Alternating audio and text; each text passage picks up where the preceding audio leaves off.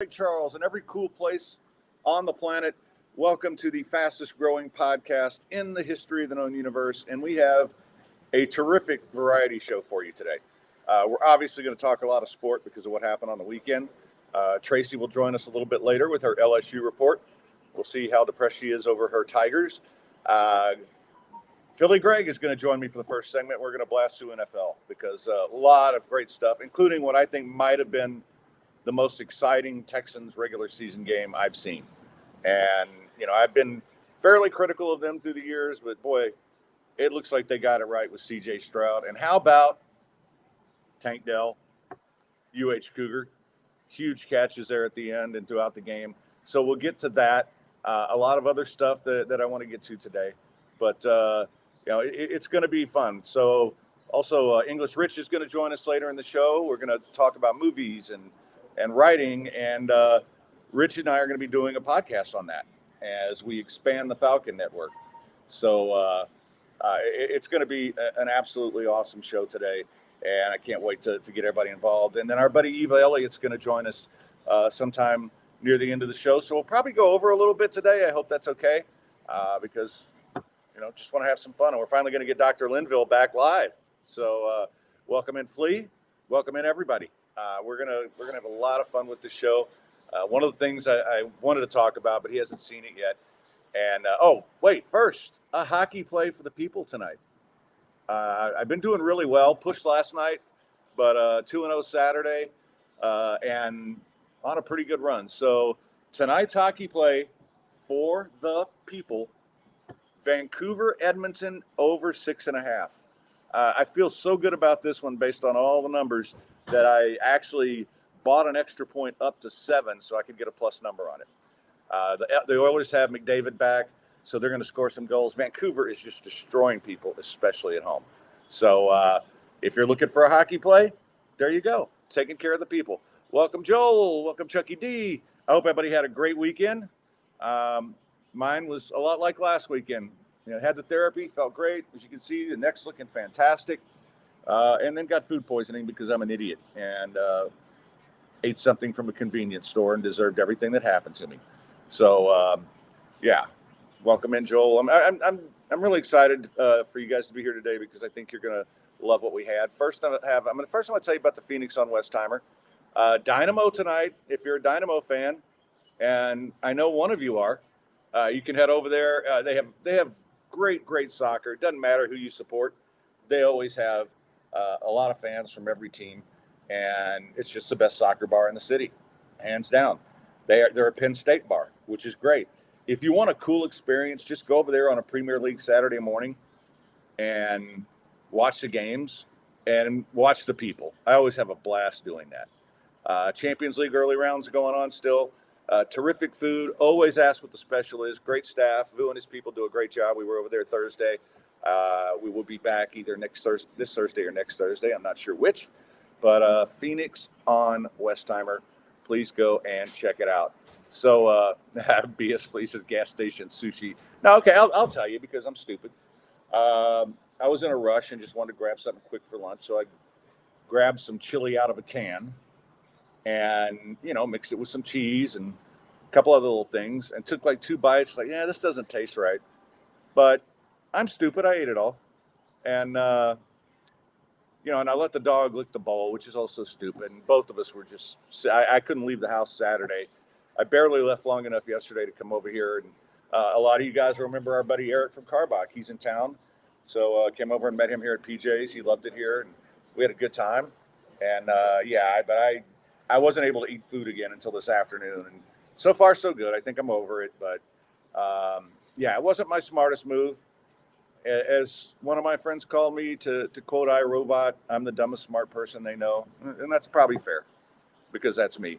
But, so I want to get into and by the way, UH with a big win on Saturday. Again, give up a long 4th down, but they managed to get it done in overtime. I love the decision to go for 2. I think it was the right move. And I think that, I think this team they got an outside shot at making a bowl, which wouldn't be the worst thing in the first year in the Big 12. But considering, I'm still tired of Dana saying stuff like that ship has sailed on 2024 recruiting. What? You got the transfer portal, dude. What the hell? And, oh, it's the Big 12. It's tough every week. Well, you've been in the Big 12. You knew you were going to be there. But they got the win at Baylor. I don't know what's wrong with Baylor. That's a separate question. I know that they've been on a backup quarterback all year, but I wonder what's going on with Dave Aranda's defense. And, that team is just not looking real good. And before we get Greg on here, that Texans game yesterday, I think the two best games, ironically enough, were the Texans and the Cowboys-Eagles, although you can make a case for the Vikings with Josh Dobbs. That was pretty cool. But, no, I think that's one of the best quarterback performances I've seen. And, I keep my mouth shut on Twitter. And I'm getting to the point where I'm not going to do it anymore. Because some idiot last week tweeted out a story about what might have been had the Texans drafted Will Levis. And, yeah, he had 4 touchdowns. Congratulations. And that happens, guys. First starts a lot of times. You don't have any film on them. And then we saw the Steelers really clamp down on him Thursday night. I will go on record right now. 100%. Will Levis will never have a game like C.J. Stroud had yesterday. And, there's very few quarterbacks that will. And the point is, all these guys have great games. Patrick Mahomes has great games. And Patrick Mahomes also has games like he had the last 2 weeks. But he consistently will have big games, and that's why he's the best in the league. And I think we're seeing C.J. Stroud become that. And where the hell did Noah Brown come from yesterday? I love the way that they're using the tight end over the middle. I also love the fact that they finally said, you know what? Screw it. We can't run the ball. Let's just let this kid air it out. And, he was a little off early, you could tell. But he was making the right decisions. He was just missing the passes. But, boy, once he dialed in and got warmed up, that was incredible. And, we were all watching the game here at PJ's, which is where we are. You guys can come by. Greg's in house. Eva will be in house later. English Rich is in house. Everybody's here. So come on by, have a drink, say hello to PJ. But yeah, we just have a lot. It was just a lot of excitement, and it's fun to see. And frankly, all the times I've been critical of them, it's really nice to see something like this and see people get behind it. So, Fleece says everybody's raving about that final TD pass, which was awesome. His pass just prior to that, where he dropped that ball between 2 defenders right into Dell's hands, was the single best pass that dude has made as a pro. I agree with that. And it's not the best catch Tank's made yet because he had that one in the end zone earlier this year. But he is so good around the sideline. That is a gift. That's not something you can coach. He just gets his feet down and made the catch. And I felt bad because he dropped one earlier in the game. But because he just doesn't drop a lot of passes. And, boy, he was so money. And it was such a great route on the last one. And the Texans did a great job of pulling the safety away from the middle. And the guy covering Tank was getting beat all day. And you give Tank one-on-one with that cat, he was going to get open. And it worked out very well. All right, so get on over here, Greg. Come on. Greg's in the house. What's going on, my man? Not much. You got your mic. Yeah, I don't know if I'll be able to plug it in. Yeah, you should be able to. Yeah, go right ahead. And, all right, so we'll transition from that to the I'd have to unplug yours. Oh, what's that? I'd have to unplug yours. Oh, okay. Okay. So, well, there's 2 things there. That's just too big, I guess, huh? Too big. Yeah. Sorry. I don't get that very much. So we'll just use the same mic. But sure. So let's get to your Cowboys-Eagles last night. Any Cowboy fans watching? How they doing today? It's funny because I'm watching the end of that game, and it's so much like last week's Texans game where the Texans just gave the game away on the last drive with penalties. Your Eagles look like they're doing the same thing. And, the interference was clearly interference. Bradbury. Yeah. But then you get the dumb personal foul penalty. You can't have that. And then, they said, here, take it, Cowboys. Yeah. They didn't Here's your take chance. No, and they didn't. And and most of the talk today has been, well, Dak Prescott's just not the guy because he can't finish in those situations. And, I've been saying this for a few years. He just doesn't come through when the game's on the line. And Well, and how about the lack of the situational awareness on the 2-point conversion, stepping out of bounds? Yeah, You know? yeah, and I mean, and in reality, then their tight end is an inch away from making it over, but it's one of those games where I'll be honest, as much as I hate to say it, I think the Cowboys were the better team yesterday. I think they were, and I also think I'm not ready to crown you just yet, because if you look at these upcoming schedules, not going on Danny Green. You want to crown him? Then crown him. Yeah, but I do think your Eagles are in for some tough. They got some tough games coming up. Yeah. So the Cowboys had the tougher games early. I think you've got the tougher games late, and the Cowboys are playing a bunch of homeless teams. But and Chuck says Dak was better than Hurts yesterday. Yeah, Dak was really good yesterday. He was. Yeah, I agree with that. And CD had a huge game. Yeah, and that's the thing. They just they get themselves in a position sometimes where they just don't. It's like everything goes wrong. And we talk about this all the time in the NFL. So much of this league is last possession. And in the reality of it is they just can't do it. They're just not coming through. And they're front runners. They're very much like the Dolphins. They will, if you're not good, they will beat you to a pulp. Mm-hmm. But if you're a team that's on their level or better, they have to play a perfect game, and they played damn near perfect, but just, like I said, a couple of things didn't work out. Yeah, so I'm planning on going when the Eagles play the Cowboys at Jerry World, and I do think that they probably get us there, because I don't think that these two teams, when you watched yesterday and you watched last season, are that far apart. But to your point, it does feel like with them, guts of the game, last couple minutes, make a play, they don't do it. Right. And you can't teach some of that intangible stuff. And at a certain point, with this cast of characters, you have to wonder if this isn't just the same old song and dance. Well, and it's funny because it was almost exact same situations for the Texans and the Cowboys. Sure. And Stroud.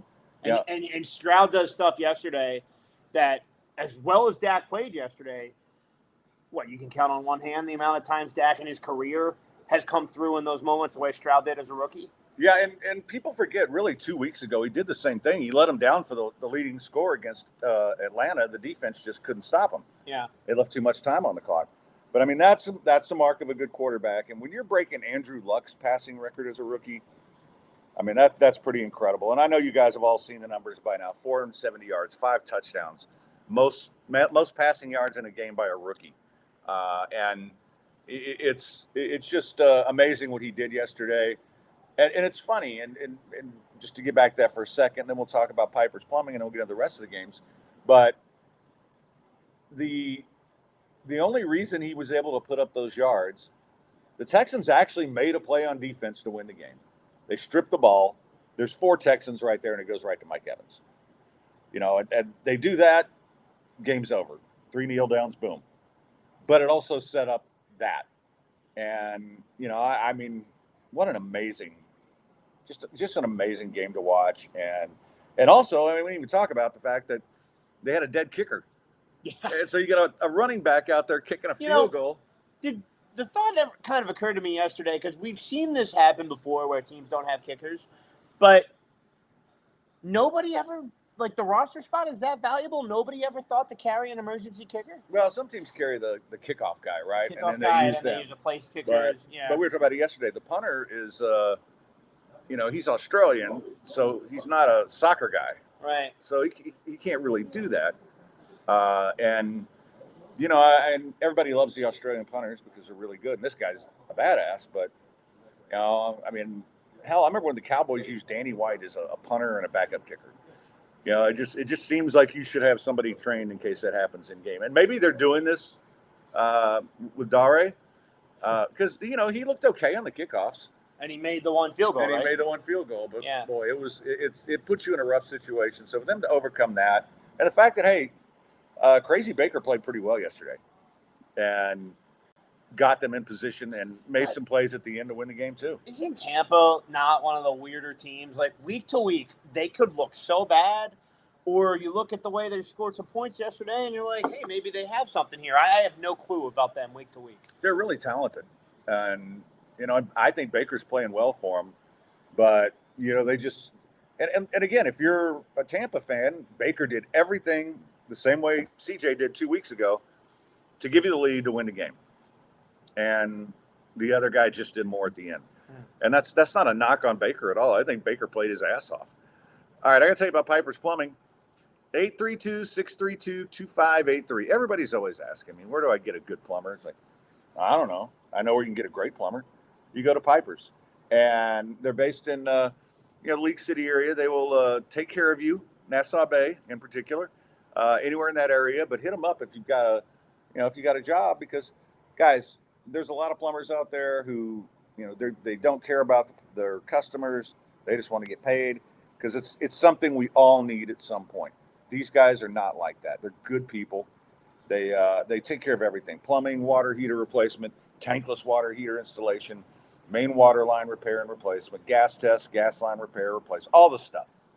And you've got any kind of problem, you can give them a call and they'll take care of it. And you're going to get quality work from quality people, and you get warranties. I mean, they take care of everything. So give them a call, 832-632-2583. That's Piper's Plumbing. All right, let's get to some of the other NFL games, because it was an interesting night. Although I did not hear enough about Hamlin last night in that Bills game. Just me. I don't Wow, that's kind of cold. Oh, I know, but like everybody has to do it, right? And it's like, okay, we know a story. This is, he lived. So, but I mean, the Bengals once again take care of the Bills. The Bills really seem to be a team that's first half they just don't have it together, and then by the time they finally do, they leave themselves a lot. But I'll also say the Bengals are playing really good football right now.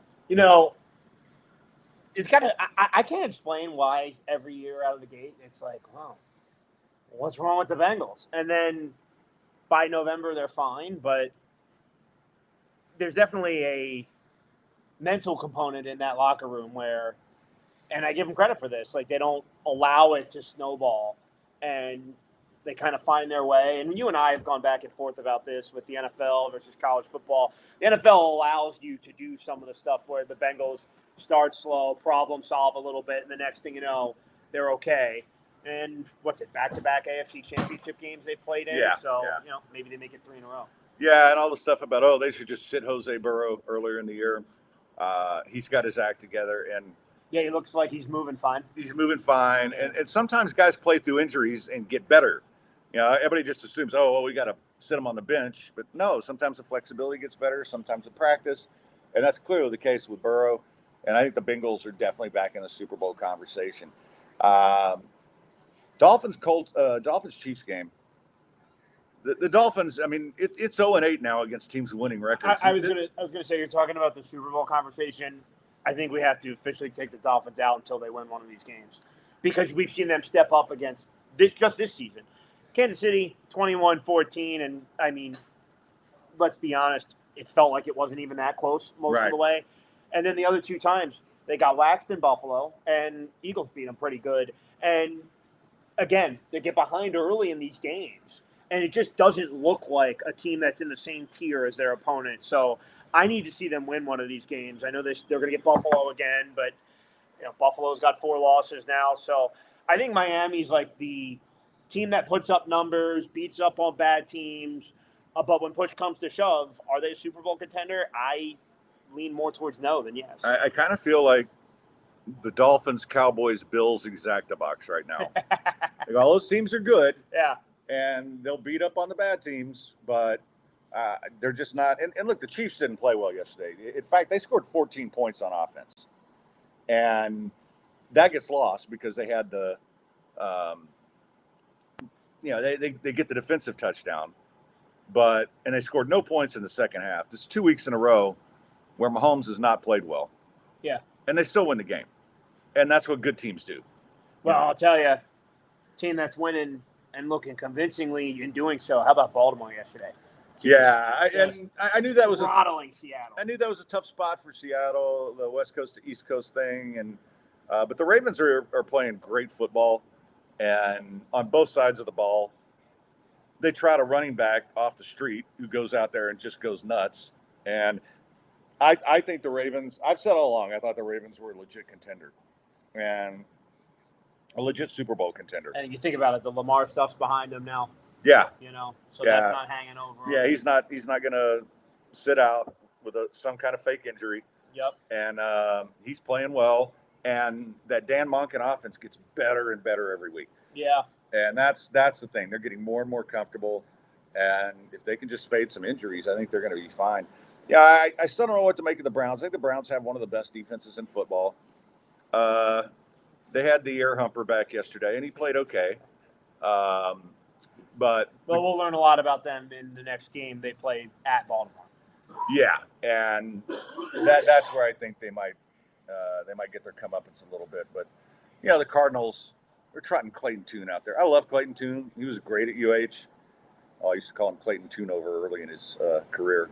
But that guy's not ready for the NFL. He's not ready to start an NFL game, and damn sure not ready to start an NFL game in Cleveland against that kind of defense. Well, it sounds like Tiny Kyler is going to come back next week. Yeah. And what do you think about that? Is that just a showcase on their part to say, hey, this guy can still play, we're going to up his trade value and play him the rest of the season?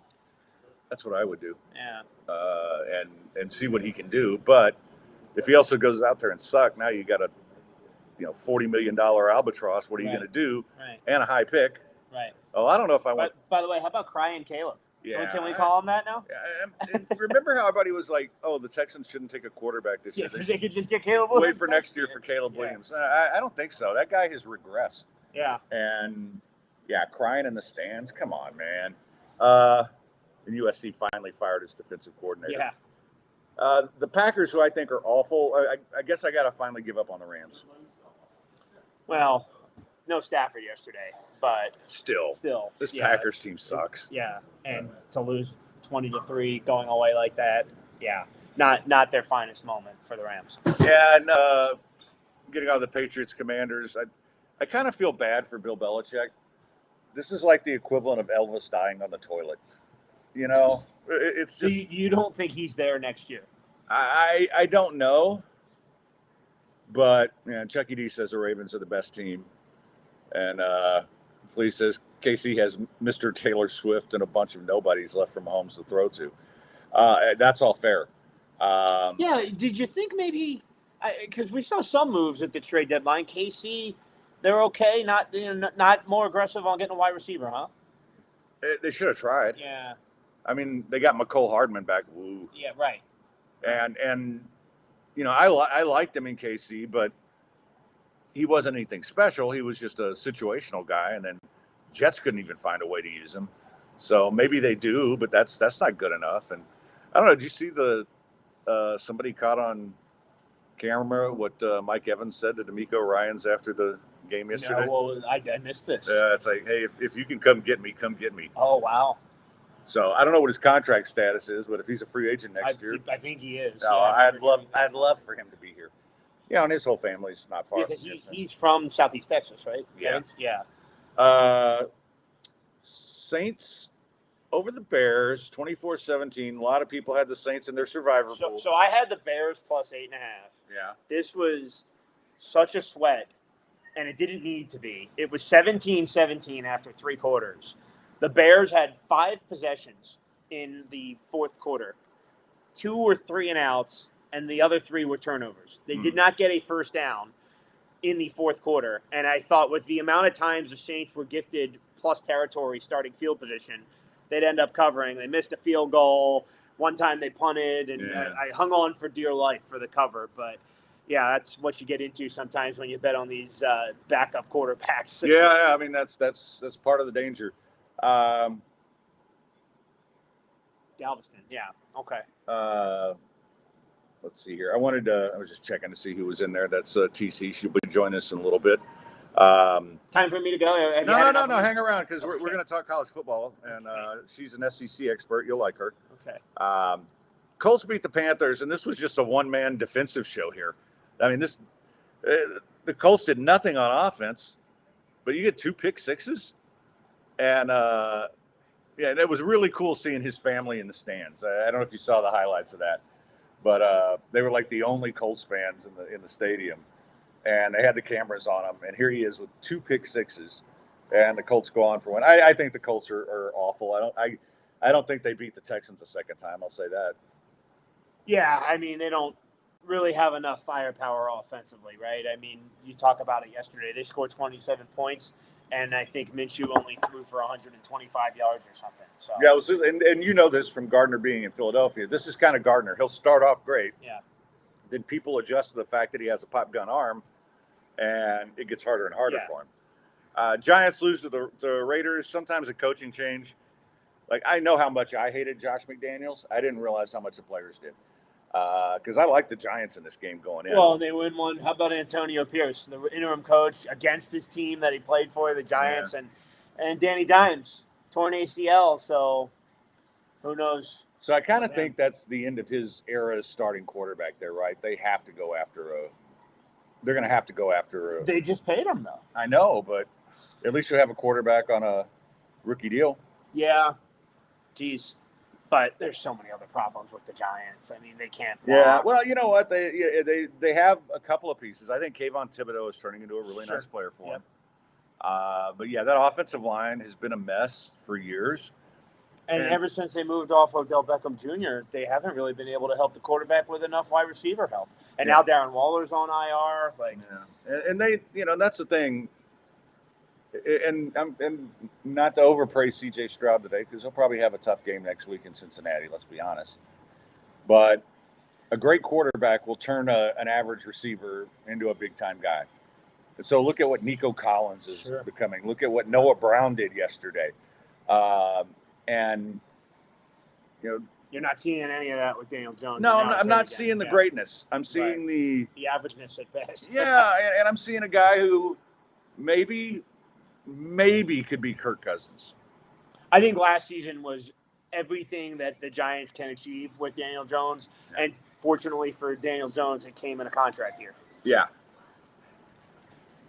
But, I mean, it's I think they're in trouble. And when you start looking at stuff like the potential draft order and all those things, I'm kind of like, man, which quarterback do you really take now? And I know it's early. Mm-hmm. I mean, I think Drake May is probably the guy for a lot of people.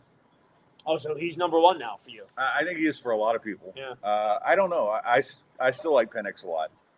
And I think he's pretty pro-ready.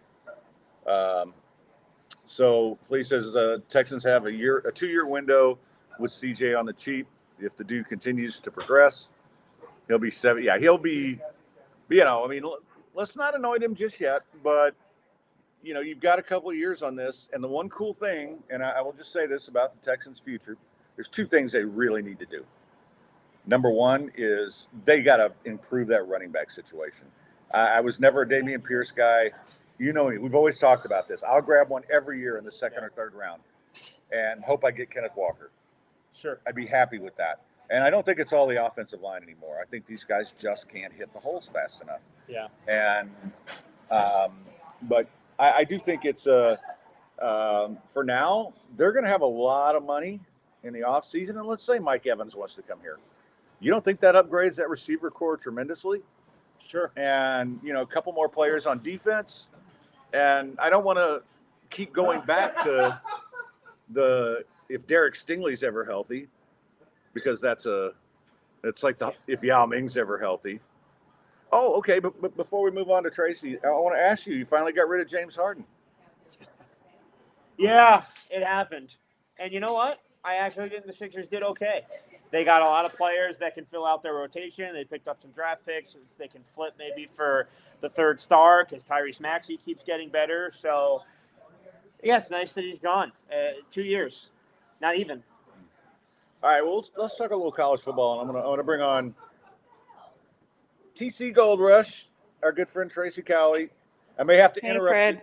I may have to interrupt for a couple minutes while we bring on Dr. Linville. But, yeah, interesting weekend in the SEC. And all I could think about was, damn it, we're back to Georgia and Alabama again. I know. Every time we try to say, oh, well, maybe these guys, maybe Missouri, maybe LSU. It sucks, Fred. I'm going to tell you. I do have to say, even though LSU lost, I still think I still think Alabama's a bit behind Georgia. I think I agree In with the you on tiers. As a complete team, they're a better offense. And I guess we could start with that game against Mizzou. Mizzou hung in there and they forced Georgia into field goals instead of touchdowns. But at the end of the day, Cook only had a little over 200 yards and 2 turnovers. And that's kind of what really cost them in getting that win on the road. You really have to play perfect on the road against teams like that. And if you don't, you're not going to win. And that's what happened to Mizzou. Yeah, well, we've talked about this. I think the lines for Georgia are still better than anybody else's, and they wear you down in the fourth quarter.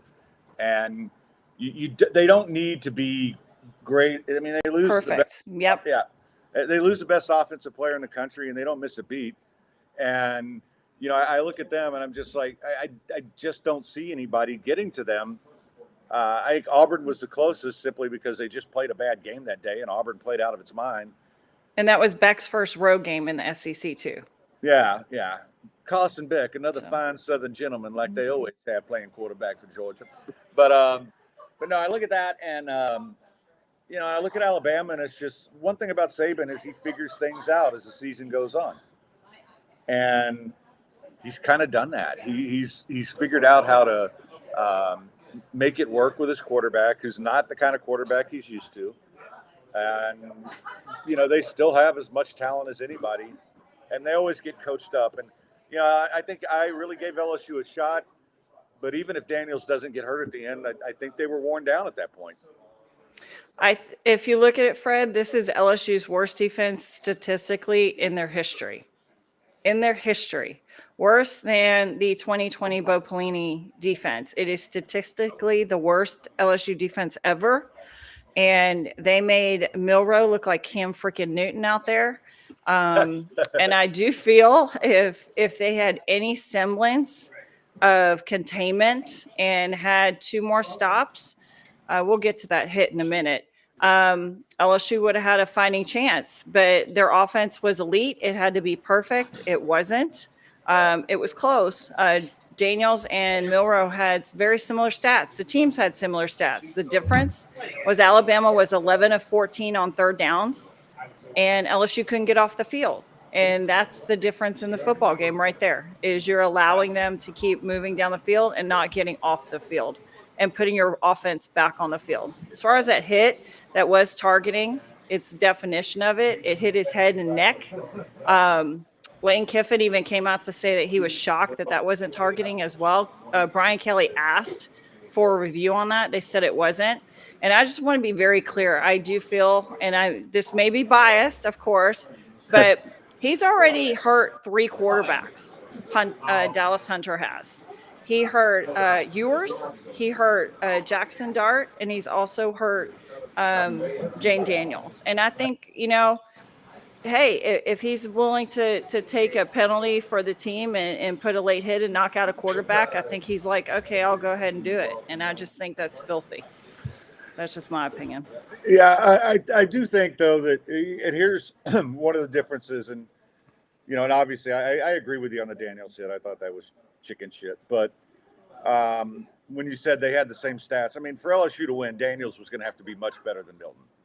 And, yes. And that just wasn't all his fault, but that wasn't the case. And so as we look ahead a little bit, let's just talk about A&M a little bit. Whew, yeah. Shocker. That is a cluster fire. A&M fans are riled up on these message boards. I thought Ole Miss would win by at least 10, being it was a home game. I think A&M hung in there, and they had a chance to win. And this is Jimbo's MO. They have a chance to beat these teams, and they don't. It boggles your mind. He doesn't have them ready to close out games. I just don't understand it. You had a chance to beat Alabama at home, and you let that game slip away by your own coaching decisions. Their defense, once again, their secondary gave up another 200-yard receiver. Harris had over 200 yards for Ole Miss. They have real issues, and I think if Daniels does play, I think LSU beats A&M anyway because they got a revenge factor going on after last year. But I think if he loses that game, they will fire him at the end of that game. He'll be gone. Yeah, I was looking at all that, and we've talked about it a lot. It's $76 million, and I'm the one saying, well, they print money there. It's like the College They Station. But It's a man, lot. that's a big eat because you're going to have to pay somebody else. And the assistants, and unless you promote one of them, it's a lot of people you're paying off. It's not just the 76. It's probably closer to 90 if you're adding up everybody on that staff. That's a lot of money to just throw away. And then who are you going to get? So are you going to let Jimbo pick new coordinators and stay another year and just eat it? What do you do if you're A&M? But this is what they get for entering that kind of contract. They get what they pay for. Can I throw a name out for you? Let me be the first. Go bring Mike Elko back from Duke. This team has not been the same. This team has not been the same, and he would take that job. So yeah, he would have to keep a good offensive coordinator, but their defense has not been anything of the sorts since, and they have dudes. Their front seven is really good, and they got run on by Ole Miss as well. But maybe DJ Durkin's just not that good. Probably kind of like Matt House. Yeah, I mean, he's got a reputation, but USC did the right thing in firing their defensive coordinator finally. I don't know why Brian Kelly is holding on to a guy who gives up in big games almost 50 points a game. 50. That is absolutely insane. And I could tell you, if he doesn't do something, there's going to be a lot of rumblings, even with Brian Kelly's reputation in Baton Rouge. Well, the reality is I trust Brian Kelly to get the right defensive coordinator this time. I do too. I'm going to give him time because of his reputation and what he's done. Yeah. But he's got to do something. But I don't trust Jimbo Fisher. And I don't either. Last week we talked about the odds for the first coach fired. Mm-hmm. Jimbo was first favorite, and Dana Holgerson was second favorite. Mm-hmm. Well, Jimbo's odds have gone down. Dana's ticked up just a little bit. So that's shocking considering they lost, that Aggie lost. And that was like kind of a threshold game. Now it's like that threshold looks like it got moved to LSU because they should win these next couple of weeks. They should beat Mississippi State. And I forgot the team that has no name that they play right before LSU. But it's I'm telling you, I wouldn't be shocked if something happens after that LSU game. One way or the other. Someone's going to get fired on A&M staff. Well, if Daniels is healthy, I think LSU could boat race him because of that offense, especially the A&M cornerbacks. Again, all 5 stars, none of them are good. And but I don't think they're coached up. I think we talked about this previously. I don't think they coach them up the way they need to be coached up. And it's, LSU, at least on the back end, I know it didn't look like it, but at least covering the wide receivers did a decent job. Against Alabama, where they lost containment, was actually the front seven, which was supposed to be the strength in containing Milroe. He had running lanes as wide open as the Mississippi River. It was absolutely, I couldn't believe what I was watching. Just ridiculous defense, if you want to call it that. Yeah, I was disappointed because I do think they've made strides, but they weren't ready to contain the quarterback. There wasn't a spy. And I hate when teams do that. When the quarterback can run, maybe not necessarily a spy, but you have to play at least a slight drop why aren't zone. you using Perkins there? He's really good at that. But they're not using the talent the way it needs to be and coached up. And, it was just very disappointing. Again, it felt a lot like that Florida State game where they were in it. They tied it right before half, which was great. They opened the second half with a drive, score a touchdown. And then Alabama scores 2 touchdowns and Jane Daniels hurt with about 8 minutes to go in the fourth quarter. You score on that drive, but you're still down 7, and our defense wasn't stopping them. They did miss 2 field goals, I do believe. Yeah. Bama did. All right. So looking ahead to this week, one defining game. Is it going to be the same old story, or are we going to see something different? I think LSU comes out and is feisty after that loss. They play Florida at home at night at Death Valley. So I think they come out strong. I think Aggie rebounds. They beat Mississippi State just because Mississippi State is just dreadful this year. Yeah. And the Hogs won. I was very impressed with Sam Pittman's team winning at Florida. So what is Did Florida? Did that save Sam Pittman's job? Yes, it did. I think the alumni were looking for something. That was their win, and it was on the road. And I think that will save him. I think they like him, and I do think he's a good fit for the job. They need better recruits. They need better recruits, and it's really hard to get with the state of college football. But it's funny. We talked. When we first started doing this, I said Arkansas is going to beat one of these teams. Yeah. And of course, they were playing Alabama the next week. They didn't win, but they gave them fits. But they finally got Florida. one. They beat Florida on the road in the swamp. That's not something to shake your head at.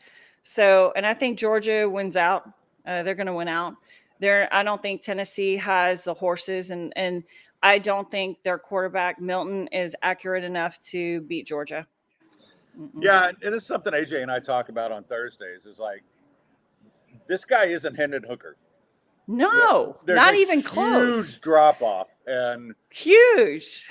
And It's I'm almost sorry. like Alabama with Bryce Young and Milroe. Even though Milroe used his legs to beat LSU, he's been very average. He was ranked 39th before the LSU game in quarterbacks, 39th in the nation. So Alabama's doing it with just the talent they have and who they are, and winning in different ways each week.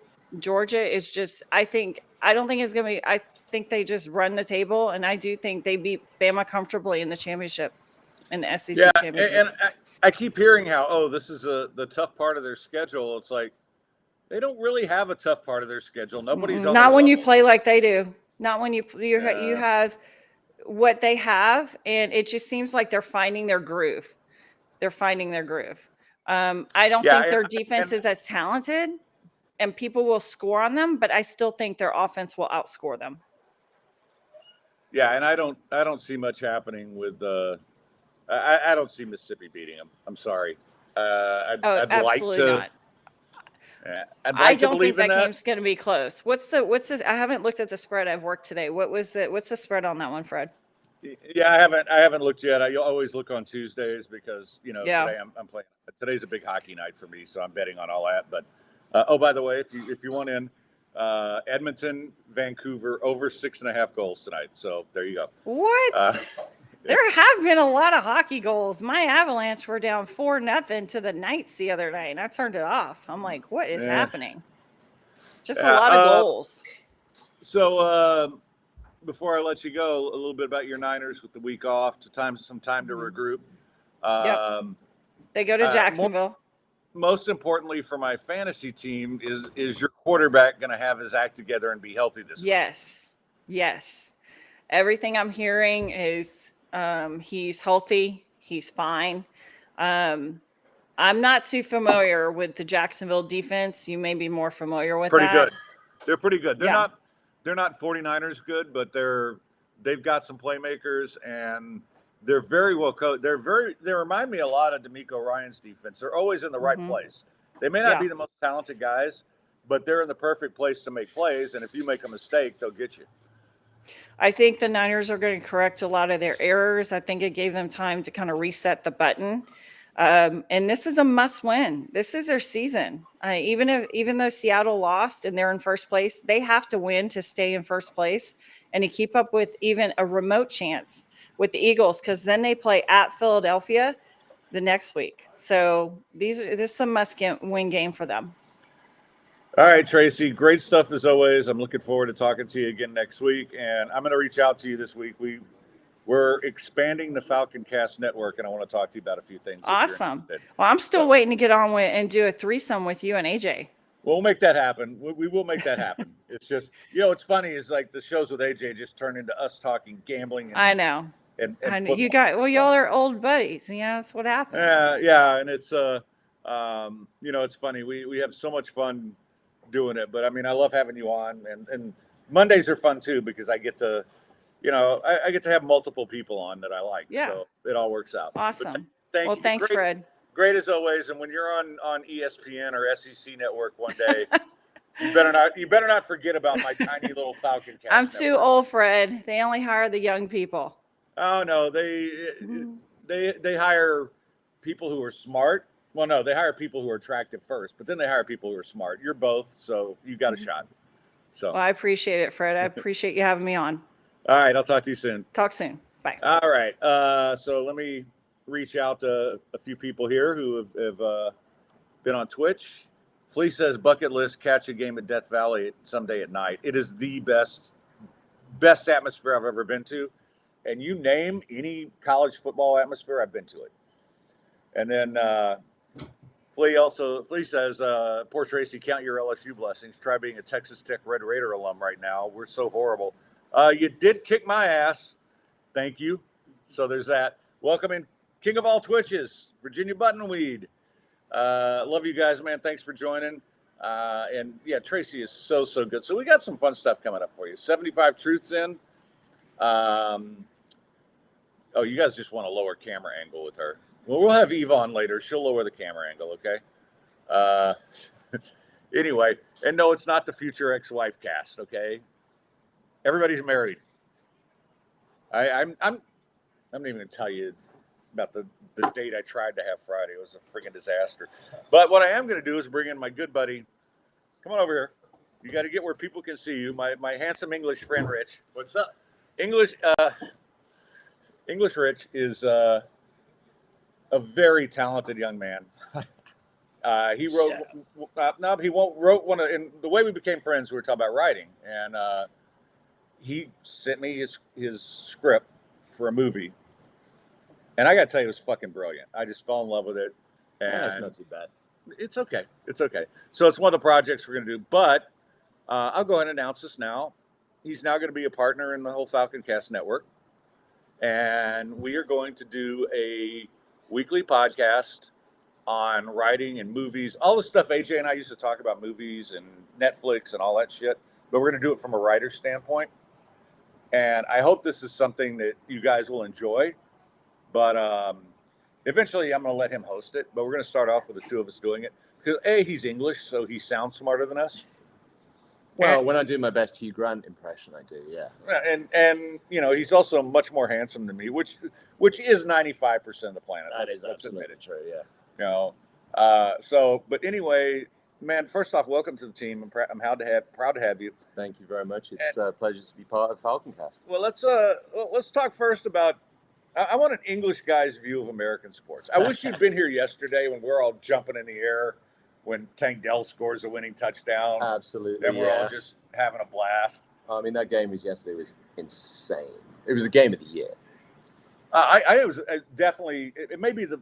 And I, you know, I'm not big to hyperbole, but I think this might have been the best regular season Texans game I've ever seen, and it was incredible. Mm-hmm. But no, I mean, you're an interesting story because you're from England, but you live in Chicago, and your story's based in Chicago. I know. So I didn't actually live in Chicago, but my dad worked there for many years.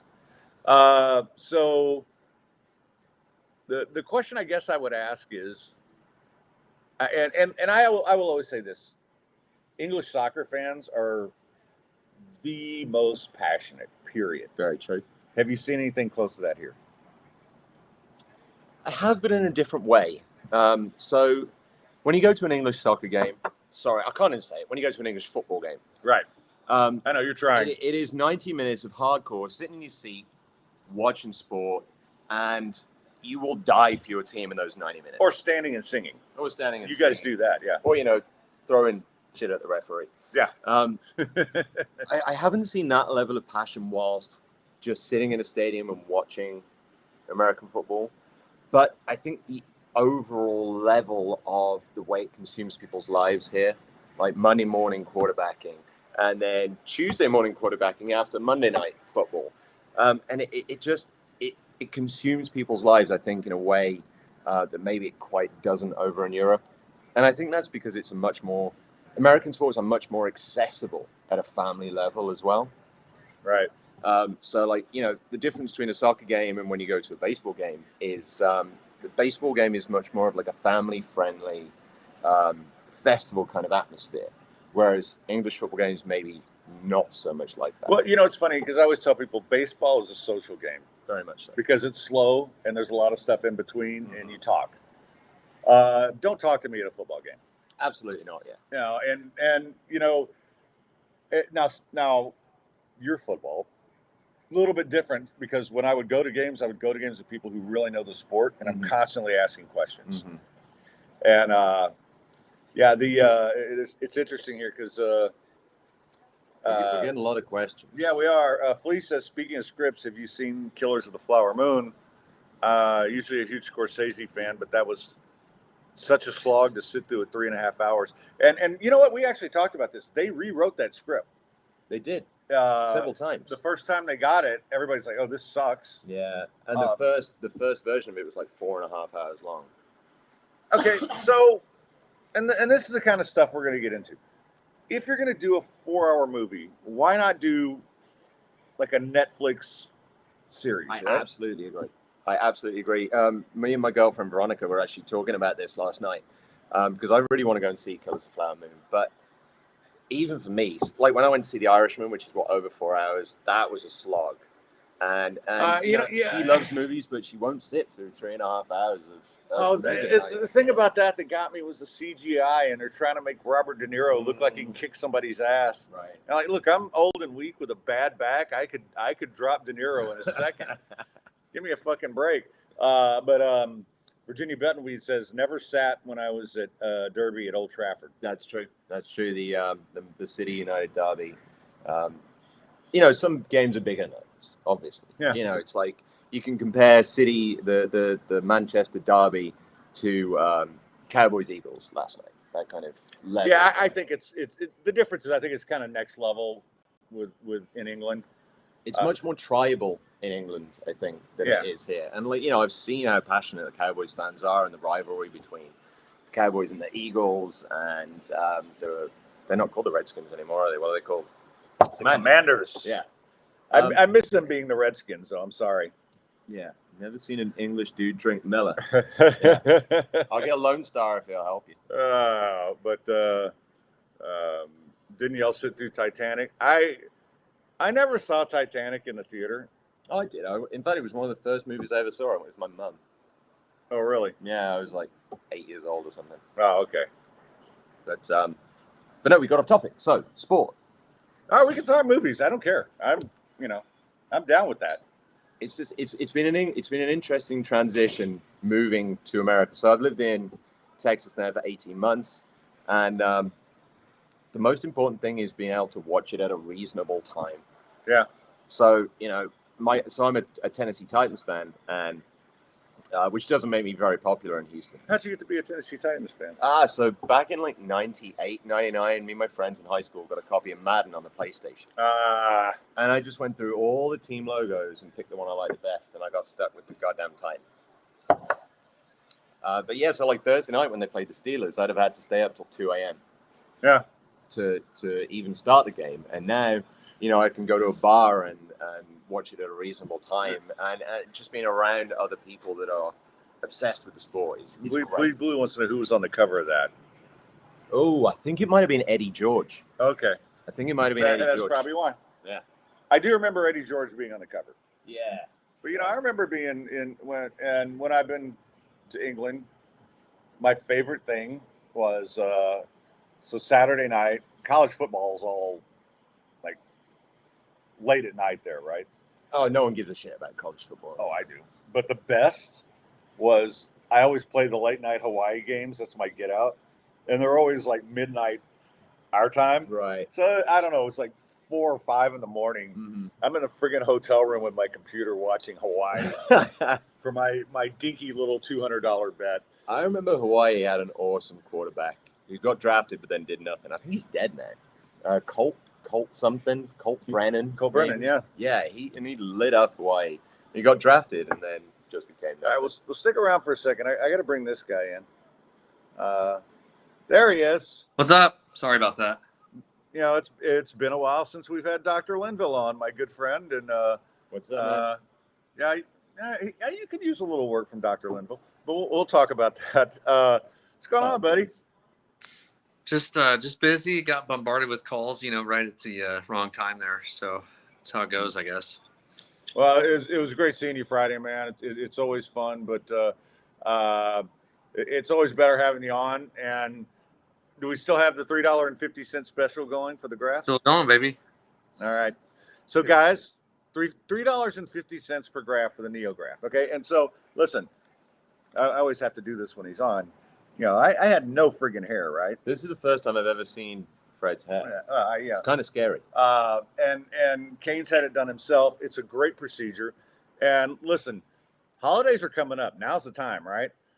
You want to give your lady or male in your life, whatever it is, you want to give them a gift, fix your hair. And then they can run their fingers through your hair and you can have average sex again. Dude, It'll my be hair's awesome. already amazing. Exactly. Nothing better than average sex. But no, the other thing that Kane does that's really cool is he's one of the best plastic surgeons on the planet, right? So if you don't just want your hair done, if you are a young lady who wants some work done or a young man who wants some work done, give him a call because, go to getfalconhair.com it's hairspecialisthouston.com/getfalconhair. Just sign up that way. You're going to get a free consult and he does everything. I mean, we had a friend the other day you were talking to, and it's like, I can fix that. I can fix that. So Do it just all, talk, man. yeah, just talk to him because he'll give you a great deal. There's a lot more that he can do than you probably realize. So, please just reach out, man. He's gonna fix you. Yeah. I'm Yeah. gonna give you We also put some like gift cards out there for for viewers or guys who click through because they might be looking for holiday or Christmas presents, that kind of stuff. So it's a really good thing for like Botox fillers, spa treatments, and things like that. Yeah, and Make life easier. yeah. So just go to the website, and if you can't remember that, well, you're probably drinking. But if Get you Falcon can, Hair. I think if you just Google Get Falcon Hair, that takes you to it.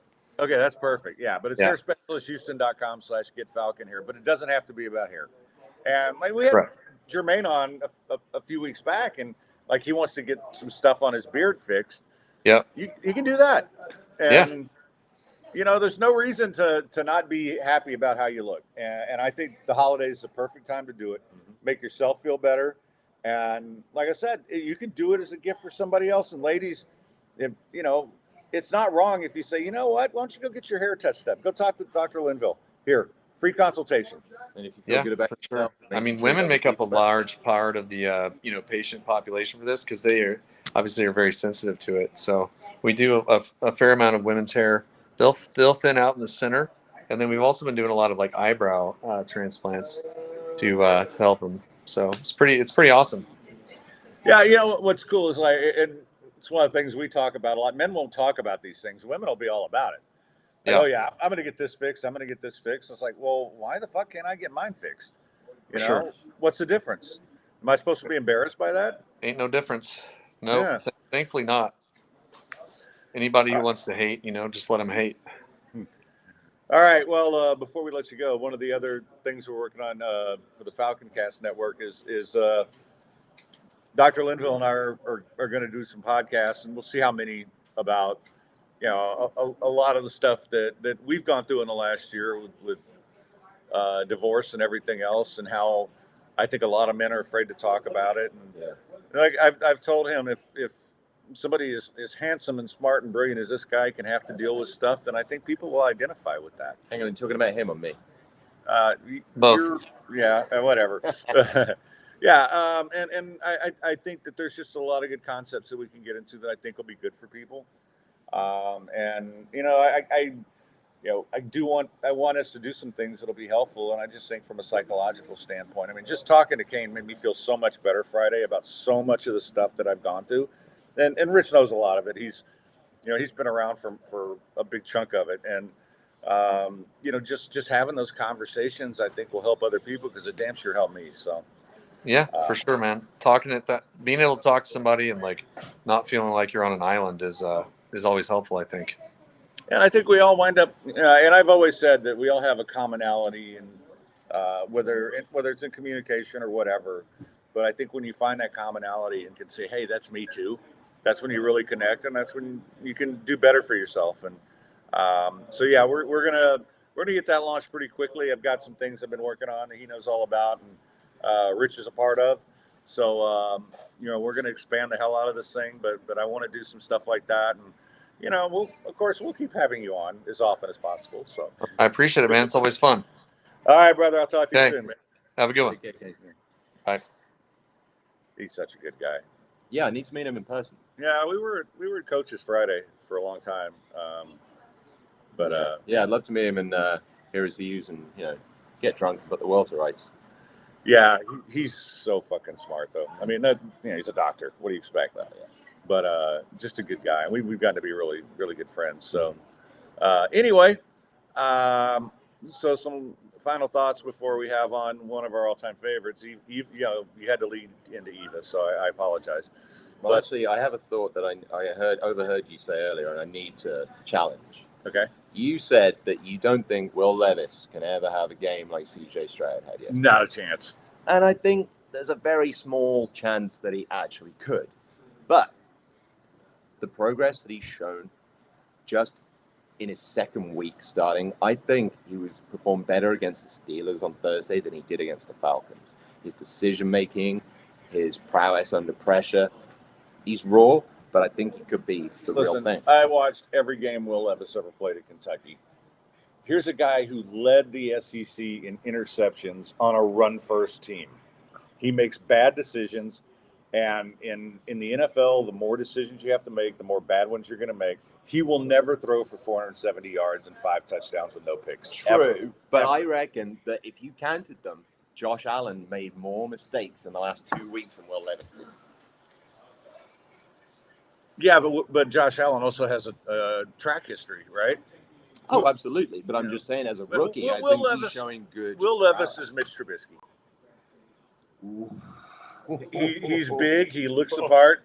He's sexy. And thus ends our relationship. God damn.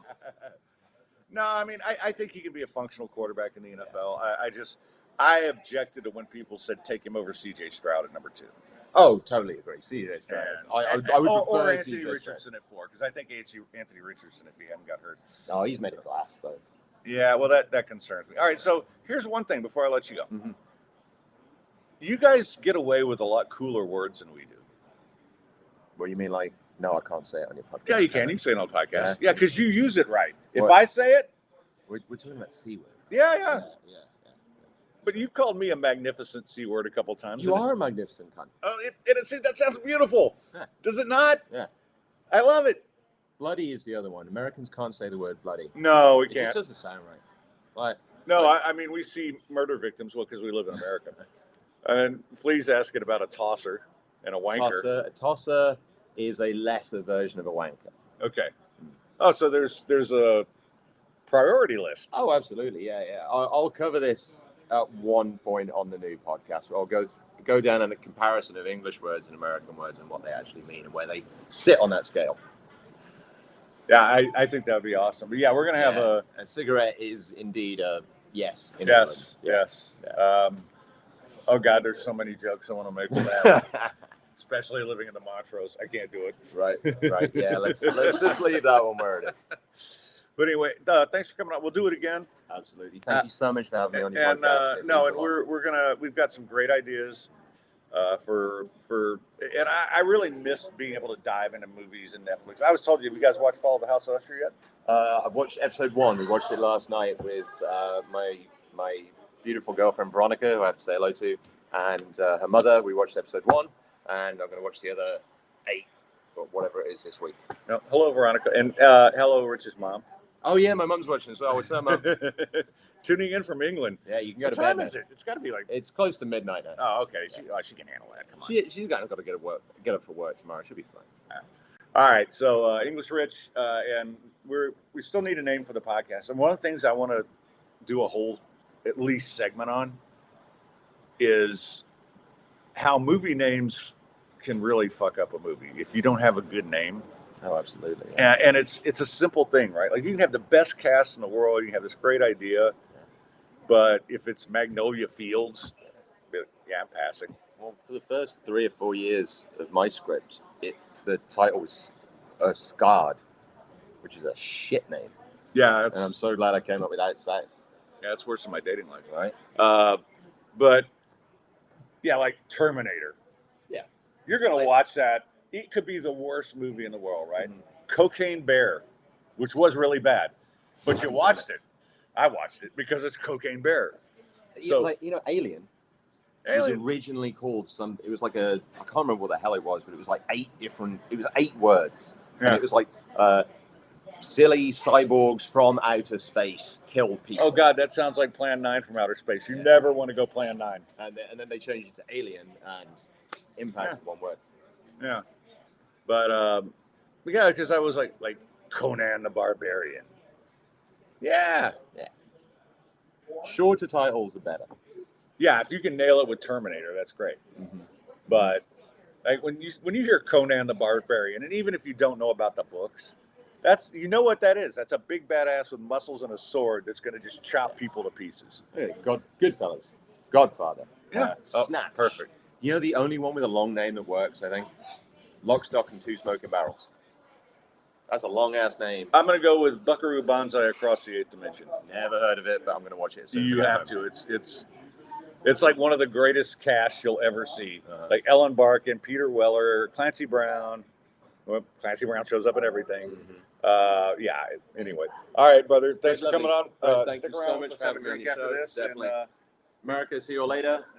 Thanks, Oh, yeah. guys. all right. Great to have back one of our favorite people. Eva Elliott's here. Oh, Flea asked a good question. Is Guy Ritchie the best UK director today? I love Guy Ritchie. All right, so, well, I thought Eva was here. Eva. I Here I knew you am. were here. Hi, Fred. We got to put that camera down a little bit just for you. What's going on, darling? It's been a while. I know. I haven't seen you in a hot minute. Yeah, well, you've been busy. No, I kind of took a break. I mean, I took a serious break from all things comedy for a hot minute. So So you getting back into it? I am. That's my big news. Is Rock Newton's is coming back tomorrow night. Oh, cool. Oh, because the After 2 Astros are dead. Yes, exactly. Yeah. So we took a break for 2 months, but we're back now. And but it was good. I needed a break. I was tired, and I sold a big project at my corporate day job. So Oh, that's good. yeah. So I've been working a lot. But hi, how are you? I'm hanging in there, my friend. Good. Yeah. I'm glad you're going to physical therapy about your neck. Yeah, neck's better. It's just it's been the last 2 weeks have really sucked because like I have the best therapy session ever on Wednesday, and I'm Mhm. feeling great. And like last week, I mean, it's just little victories. Like instead of having to be pushed onto the table for work, I just like flip my leg over and boom. Yeah. And then last Thursday, I mean, it couldn't have been 18 hours after I'm feeling the best I have in forever. Pancreatitis attack. Oh, Sick as shit all that'll weekend. get you, man. This week, Friday, same thing. Feeling great. Food poisoning. Oh, Jesus. I had 2 days, and that's why I was texting you so much yesterday. I was stuck in the house. so is that the only time you want to talk to me is when you're on death's door? Is that Yeah, what pretty you're much. saying? Yeah, yeah. It's my nice way of saying, you Fine, know. be that way. I know I don't matter to you. That's fine. No, but let's go. Okay, so you're getting healthier now. You had a bad date though on Friday. Did you not show her that you could flip your leg over on a table? Was that not one of your new moves? Okay, so the thing is, like, she asked me out, and then she's like, "I don't want to date you." What After kind we're of- hanging out, what I'm kind kind of, of like, I'm going to combine 2 words. What kind of bloody cunt? "No, she's a nice girl, and I like her, and we're friends." But But why would someone ask you out and then not want to date you? That's then kind of. tell you like 4 times in front of your friends at the bar. Oh, that's fucking rude. Just like, yeah. So Rude. I mean, I haven't talked to her since, but I'm gonna be like, "Listen, I wouldn't fucking date you." Yeah. Well, no, that's impolite though. I mean, I not everyone has to date you, but don't ask you out and then say she doesn't want to date you. That's just. Yeah, because I was gonna stay in and then maybe come do karaoke Friday night, and then, you know, but it's okay. It's all good. My karaoke. It's all good and it's all in fun. Now get in the pit and try to love someone. In the words of the late great Kid Rock. Wait, Kid Rock's not dead, is he? No, but Why'd you just call him late? because I always do that. That's very That's something AJ and I confusing used for- to do all the time. That's very In confusing. the words of the for late me. great I don't- poets, Eva Elliott, you know. I don't follow pop culture enough. Someone could die and I wouldn't know, and then I'd feel bad. I mean, I don't really give a fuck if Kid Rock dies, but I'm an asshole like that. But Well, I made some people mad with my Matthew Perry jokes last week. oh, did you? Yeah, that would make me mad. I was kind of sad about that one. It was just culture. Why? Because I didn't ever watch Friends. He wasn't my friend. I'm not saying that you have to like him. I mean, All I you said can it- say things that make me No, mad. all I time. said was that somebody near that hot tub should have said, "I'll be there for you," and You fucking dork. That is the lamest. Oh my god. I'm leaving now. Fuck him. I'm gone. I'm kidding. You're so. Oh, so that's beneath a famous comedian. Ooh. No, you're just retarded. That's it. Don't get me on that too, because that'll get me in trouble. I know I'm not supposed to say things like that. You're not supposed to use the R word, and I'm not supposed to imitate him. Don't imitate because that's wrong. No, you can't appropriate other people's stuff. I know this is the third time I've told you this. I'm done with dating. I'm done. You're like until tomorrow, and then you're gonna, Nah, man. I'm like, why am I even bothering? It's like everybody sucks, and Well, hopefully, if you have a good date, she sucks. Nah, not so much. Please ask Fred, when you die, it's okay if I make fun of you afterwards. Don't get mad and come hot. No, listen. No, don't wait till he's dead. Make fun of him now. Make He fun of me likes now. it. But I've always said this: when I die, I want all you guys to show up at my funeral, make fun of me, get drunk, have fun. Eva can tell jokes about me until she's purple, Yes. and it's all good. It's my greatest joy in life is making fun of you. I know, It's like I wake up every day and go, how can I make fun of Fred today? well, but and a lot of these guys, it's we're all in it together. We all make fun of each other and ourselves most of all, right? That's the thing. Oh no, I never make fun of me. I'm perfect in every way. Are you? Mhm. Okay. Mhm. What's that smell? Oh. My delightful personality Oh. is wafting forth. Well, but Flea says turn a funeral into a roast. Fuck yeah. Well, let me just be honest about this. This has been my family not my entire life. The first person we lost, I think it was about 19, was my grandfather. And we're kids. We don't know how to deal with a funeral. We're all miserable as fuck. And my dad, who was the funniest, smartest, most incredible person I've ever met, and still to this day, there's not a day goes by I don't think about him. He sees the three of us, me and my two brothers, just miserable. Walks over. Then there's this really hot little blonde over my grandfather's casket. He just looks at us and goes, "All right, which one of you boys is fucking that tonight?" Jesus. And then just started making us laugh and telling jokes about my grandfather and goofy stuff he did and things like that. And we were crying, but we were laughing. And and then that was just his way of, this is how we deal with funerals. And that's what we did ever since, even at his funeral. Well, see, my game plan is there won't be a funeral when I die. There's going to be a memorial service when I lose my memory because I know I'm going out with dementia.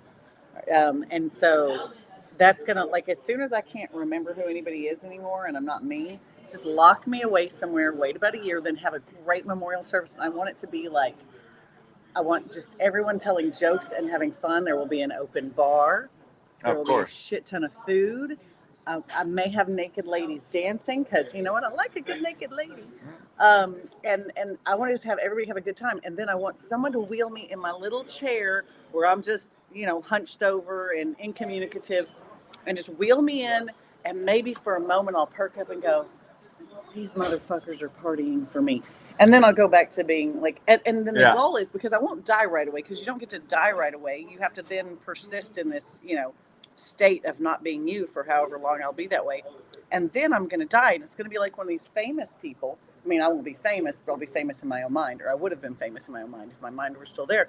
But then when you hear like someone dies who's disappeared for 20 years, like when Bruce Willis dies in 15 years from now, and we've all quit caring that he has aphasia and all the other things, then everyone's like, oh, didn't he die 10 years ago?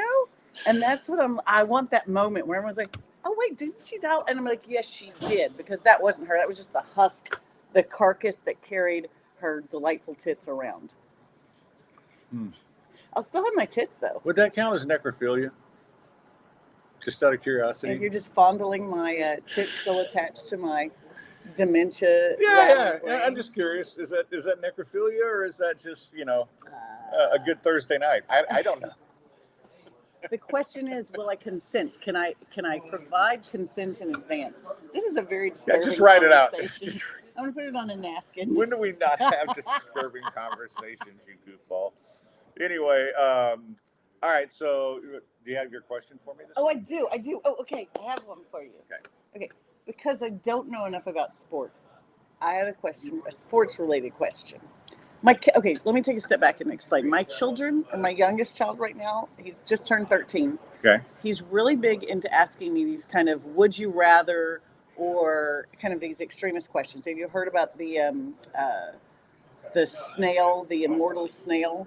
That you get like $1 million, but a snail is chasing you and it's immortal and it cannot be stopped. And its only mission in life is to touch you because if it touches you, it kills you. Can that snail cross the Pacific Ocean? Because my ass would just move to Australia and say, "Good luck." It can get on a boat. Boats move. It can find its way, right? I would spend some of that money on, basically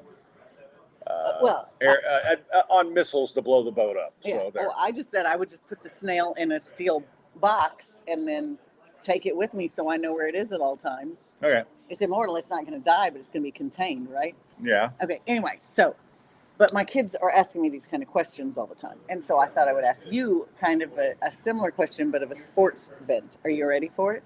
I'm always ready. Okay. So you're going to die if you don't make this choice. This choice is your life depends on you making the choice. And then if you ever deviate from this choice, you will immediately cease to exist. Fair enough?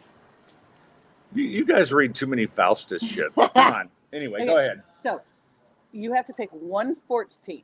I don't care what sport. I don't care what level. One sports team. I don't care if management changes. All the players change. They even can move to another city. The college can close, and you'll never get to watch that team or any sport ever again. You cannot gamble on it though. You can never gamble again. Well, that's communist. I know. I'm just saying the snail will touch you otherwise. So where is the snail touching me? It's turning me on. it's not a clam. It's a snail. Okay. Okay.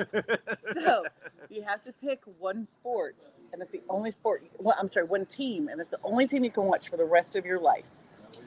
Doesn't matter. Like all the coaches, the entire coaching staff, and all the players can change over, but it's still just that one team. Who would you watch? Toronto Maple Leafs. Go Leafs, go. Okay, that's commitment. Even though you divorced away all of your claim to Canada. Yeah, but I was a Leafs fan before I met the Canadians, so I keep Okay. the Leafs. Okay. So hockey is it. So the rest of the year, like you're not going to choose a sport where at least you have sport on more of the year. Hockey has a shorter season. It's than okay. Like baseball never ends. It seems like baseball's on every fucking day of my life. Yeah, and baseball bores the fuck out of me. If it's not the Astros, I don't Yeah. care. Okay. So no, I mean It's a Leafs. You're Leafs. it'd be the fan, Leafs or UH football, but I'll take Leafs, and the rest of the time I got Pornhub. I don't need anything else. So. Yeah, but all Pornhub has nowadays is just stepmom porn. I know because everyone wants me to be their stepmom. No, they have Maple Leafs porn on there. Check There's it out. Maple Leafs Yeah, porn. hot Maple Leaf chicks. That sounds fucking delightful. It's awesome. Yeah. All right. That better wrap us up. But Eva, so good to see you. You too, babe. It's been too long. We will do this again. And I want to thank English Rich. Can't wait to be working with him. Philly Greg. Always great. Been a fun show today. And we will definitely do it again on Thursday with AJ Hoffman. Until then, stay sportsy, Gulf Coast badasses.